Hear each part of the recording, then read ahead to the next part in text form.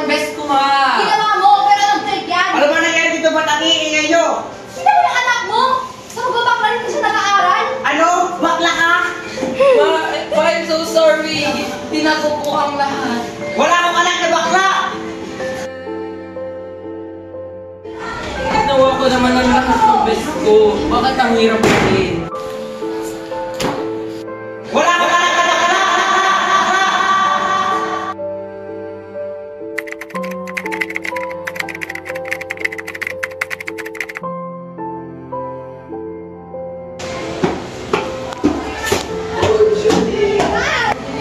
Hoy, ikaw na dito.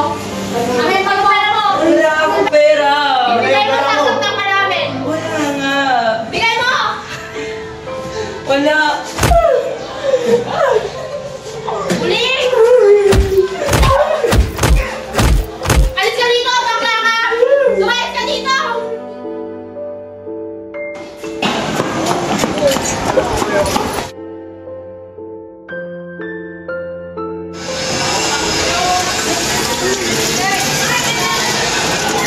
Wala. Bakit ka may mga pasa? Wala. Ito. Hinuli ka na naman, ano? Gumawa sa'yo yan. Hindi mo sabihin. Sabihin mo, kasama mo kami. Sila Brea at si Prince, mga taga-section D. Lintik na mga taga-section D yan. Bakit hinahayaan mo saktan ka nila? Lumakad ka naman. Kaya nga. Okay yan, tawagan mo kami. Natatakot ako. Huwag kang matakot. Baka bulihin mali nila ako. Hindi ka nila bubulihin. Isip na kayong mga yan. Halika, susumbong natin sa teacher yan. Ma'am, may sasabihin ko sana ako sa'yo. Tungkol saan? Tungkol po kay Zylon at mga taga-section D. Bakit? Anong nangyari? Ma'am, patuloy po nilang binubuli si Zylon. May patunay ba kayo dyan? Opo ma'am, nakita ko namin kanina si Zylon. Nagkikilamos ng mukha at madaming basa sa mukha. Sige, pag nakita ko yung nanay ni Zylon, kakausapin ko na lang siya, ha? Sige ma'am, thank you. Mauna na ako. Alam mo, grabe mukha siyang unggoy na akalain mo yun.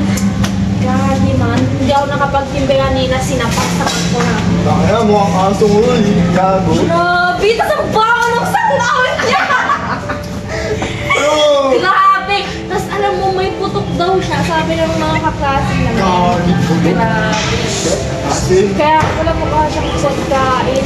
Mukha siyang pagkain pero putok. Grabe talaga. Grabe, kawawa talaga yung kaibigan natin, no? Wait, sila Brea Prince yun, di ba? Oo nga, no? Halika, subunin. Hoy, kayo! Bakit yung problema nyo? Bakit na naman ginala yung kaibigan namin? Alam niyo bang pinapahirapan siya sa bahay nila? Oo nga, Walang pakialam. Walang pakialam sa kanyang mga magulang niya. Tapos ginagano niyo pa yung tao? Hindi niyo ba alam kung gaano kalaki yung ikaka-apekto ng ginawa niyo sa kanya? Bang mababa rin yung grades niya dahil sa pambubuli na ginagawa niyo? Tama amin. hindi naman namin yan buhay eh. Oo nga. Yun nga yun. Hindi niyo buhay pero pinapakailaman niyo. Tara na nga! Basta na kayo dito! Anak, hindi ka mo dito. Kausapin namin ka sa grade.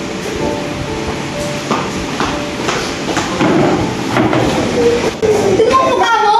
Huwag ka masakit sa mukha! Wala ito, ma. Wala ito. Sino gumawa niyan? Sabi mo sa akin! Wala.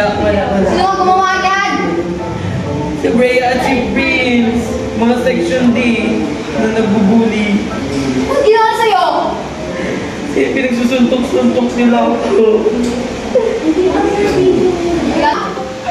Sabihin ka sa teacher mo. At pag nalaman mo kung sino yung nabukul sa'yo, papasuspend ko yung mga yan.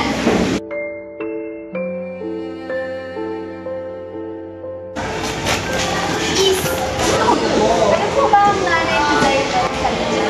Oo. Ano po makausap ang anak niya tungkol sa grado niya? Dahil 8 na po, mababa na po sa mababa na po ang grado niya. Sige.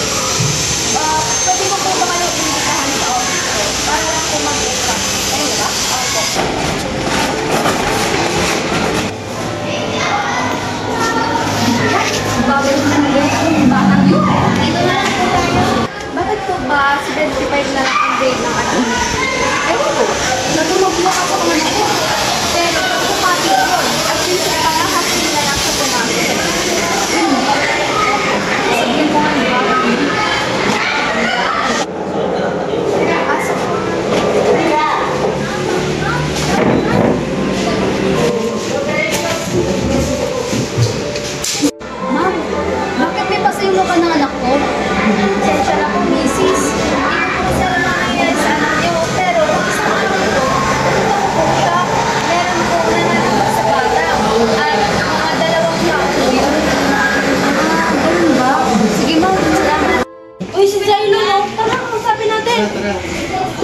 Zaylon, humingi kami ng kapatawaran sa ginawa mo.